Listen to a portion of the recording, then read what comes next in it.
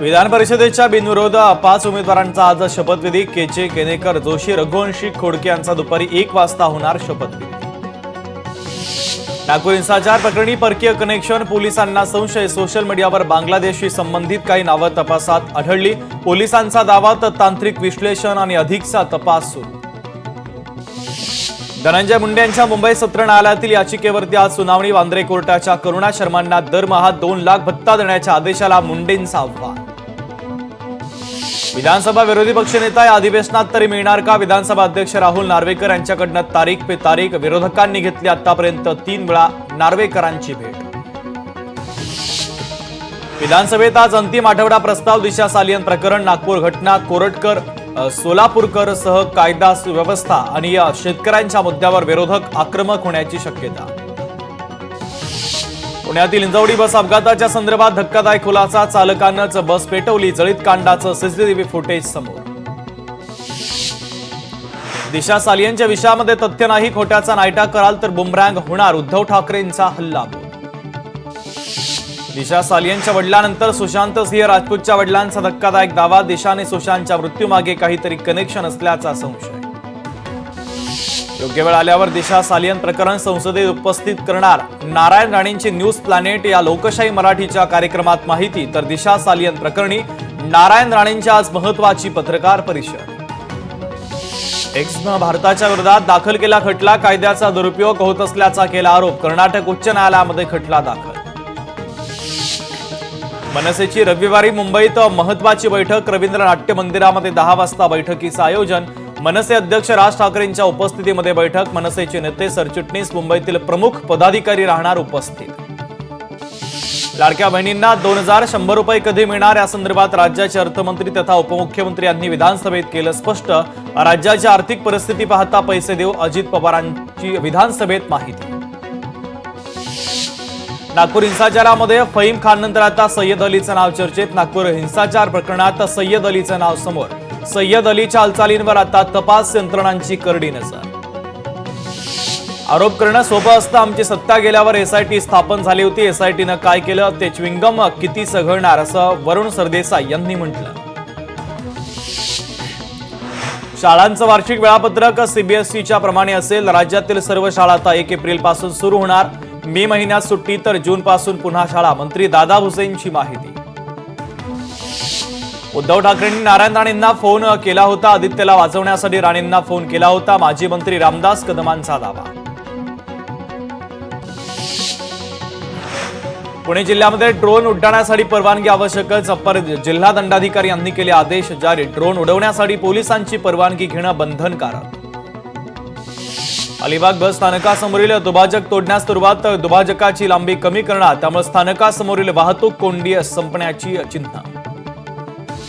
चंद्रपूरच्या बांबू संशोधन आणि प्रशिक्षण केंद्राच्या वतीनं अनोख्या आणि नाविन्यपूर्ण उपक्रमाचं आयोजन. यात व्हर्च्युअल रियालिटी, 3D प्रिंटिंग आणि फिजिकल कम्प्युटिंग सारख्या आधुनिक तंत्रज्ञानाची सांगड. हापूस आंब्याच्या अस्मितेसाठी आमदार शेखर निकमांचा ठाम आवाज. अर्थसंकल्पीय अधिवेशनात आमदार शेखर निकम यांनी कोकणाच्या अस्मितेचा मुद्दा केला उपस्थित. नाथषष्ठी सोहळ्याच्या निमित्तानं संत एकनाथ महाराज समाधी मंदिराला आकर्षक विद्युत रोषणाई. त्यामुळे मंदिर परिसर उजळून निघाला. तसंच ठिकठिकाणी स्वागत कमानी देखील उभारल्या. नाथषष्ठी सोहळ्यासाठी राज्यभरातून लाखो वारकरी पैठण नगरीत दाखल. राष्ट्रवादी काँग्रेसचे जितू परदेशी यांच्या वतीनं वारकऱ्यांना आणि भाविकांना फराळाचं वाटप. नाथषष्ठी सोहळ्याच्या निमित्तानं पैठण नगरीमध्ये उत्साहाचं वातावरण. जिल्हाधिकारी दिलीप स्वामी, आमदार विलास भुमरे यांनी नाथ समाधीची पूजा करत फुगडी खेळण्याचा आनंद लुटला.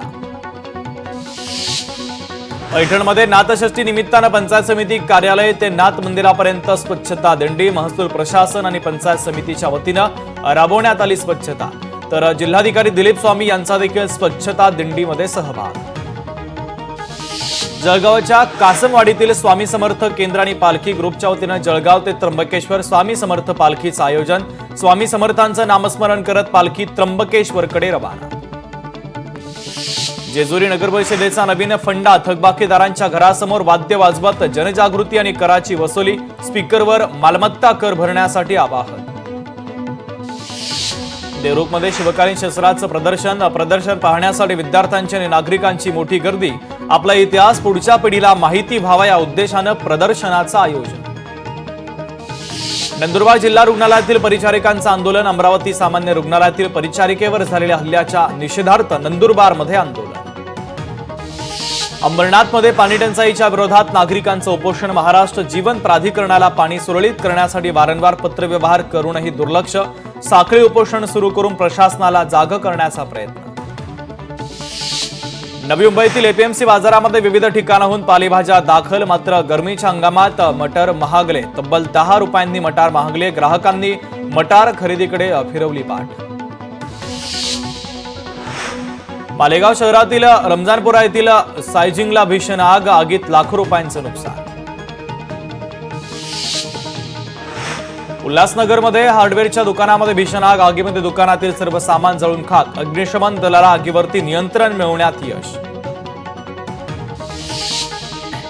मालेगावच्या गिरणा पुलावर कार आणि रिक्षाची समोरासमोर जोराची धडक। अपघातामध्ये कारमधील वृद्ध महिला आणि रिक्षा चालक जखमी। सोलापुरातील वरिष्ठ पोलीस अधिकाऱ्यांना मारहाण। 2 ते 3 व्यक्तींमध्ये तक्रार झाली होती। ती तक्रार पोलीस स्टेशनमध्ये देण्यासाठी आल्यानंतर घडला प्रकार।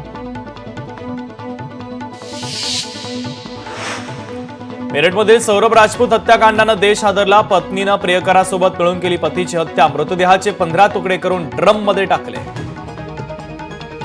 परभणीत मुख्याध्यापिका लाचलुचपत विभागाच्या जाळ्यात। शहरातील मॉडेल उर्दू शाळेच्या मुख्याध्यापिका आणि लिपिक या दोघांना 18,000 रुपयांची लाच घेताना रंगेहात पकडलं। लातूरच्या औसामध्ये 116 किलो गांजा वाहनासह जप्त। तेलंगणा, ओडिशा आणि औसा येथील 3 आरोपींवर गुन्हा दाखल। आरोपींकडून 15,81,000 रुपयांचा मुद्देमाल जप्त। औसा पोलिसांची कारवाई। मुंबई गोवा महामार्गावर अपघात। कंटेनरची मोटरसायकलला जोराची धडक। मोटरसायकल स्वाराचा जागीच मृत्यू।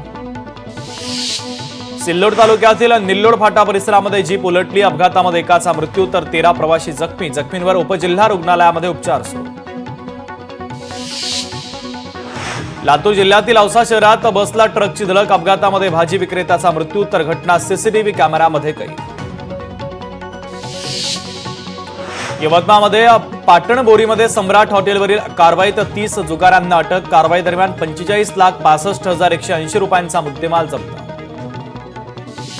विना परवाना गौण खनिज उत्खनन करणाऱ्या 30 जणांवर कारवाई। पिंपरी चिंचवड अप्पर तहसील कार्यालयाची दंडात्मक कारवाई। 18 कोटी रुपयांचा महसूल जमा। सातपुडा पर्वतरांगेत भीषण आग। 15 ते 20 किलोमीटर पर्यंत वनसंपत्ती जळून खाक। अनेक जंगली प्राणी देखील आगीत मरण पावल्याची माहिती। वणवा आटोक्यात आणण्यात वन विभाग अपयशी। कोल्हापूरमध्ये रंगपंचमीच्या निमित्तानं हुल्लडबाज वाहन चालकांना वाहतूक शाखेचा दणका। 569 वाहन चालकांवर कोल्हापूर शहर पोलिसांची धडक कारवाई।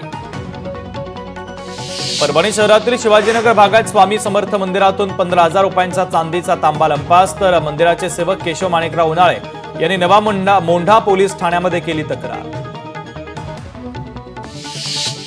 नांदेडच्या हिमायतनगरमध्ये एकाच रात्री 3 दुकानांमध्ये चोरीच घटना। सीसीटीव्ही कॅमेऱ्यामध्ये कैद। घटनेमुळे नागरिकांमध्ये भीतीचं वातावरण। कोल्हापूरमध्ये डीसीबी बँकेचे एटीएम फोडण्याचा प्रयत्न। गांधीनगर परिसरात निगडेवाडीतील घटना। सीसीटीव्ही कॅमेऱ्यावर स्प्रे मारून केला एटीएम फोडण्याचा प्रयत्न। सांगलीच्या मिरजमध्ये देशी बनावटीच्या पिस्तुलासह 3 जणांना अटक। या प्रकरणी 4 चाकी वाहनासह 25 लाख रुपयांचा मुद्देमाल करण्यात आलाय जप्त। सोलापूर शहरातील विविध भागात घरफोडी करणाऱ्या 4 गुन्हे शाखेच्या पथकानं मुसक्या आवळल्या। या प्रकरणी 3,90,000 किमतीचा मुद्देमाल करण्यात आलाय जप्त। वरळी कोस्टल रोड सेलिंग कनेक्टरवर आत्महत्येचा प्रकार। 30 वर्षीय तरुणाची समुद्रात उडी मारून आत्महत्या। सागरी सेतू परिसरात आढळला मृतदेह। मुरबाड तालुक्याच्या सरळ गावात हॉटेल मालकावर गावगुंडांचा जीवघेणा हल्ला। खंडणी मागण्याच्या उद्देशानं गुंडाचा जीवघेणा हल्ला। हल्ल्याची संपूर्ण घटना सीसीटीव्ही कॅमेऱ्यामध्ये कैद। अमरावतीच्या दर्यापूरमध्ये अवैध वृक्षतोड करून कोळसा व्यवसाय। रघु प्रकल्पाच्या जवळ धक्कादायक प्रकार। झाडे झुडपे तोडण्याच्या नावावर मोठ्या झाडांची देखील वृक्षतोड। जालन्यातील आष्टी पोलिसांनी केली अवैध वाळू उपसा करणाऱ्यांवर कारवाई। या कारवाईत ट्रॅक्टर आणि 8,79,000 रुपयांचा मुद्देमाल करण्यात आलाय जप्त। बदलापूरमध्ये एका अल्पवयीन मुलाकडून सायकल चोरी केल्या जात असल्याचा धक्कादायक प्रकार. या प्रकरणी बदलापूर पश्चिम पोलीस ठाण्यात गुन्हा दाखल. बेलवली परिसरात श्री कॉम्प्लेक्स मधील घटना.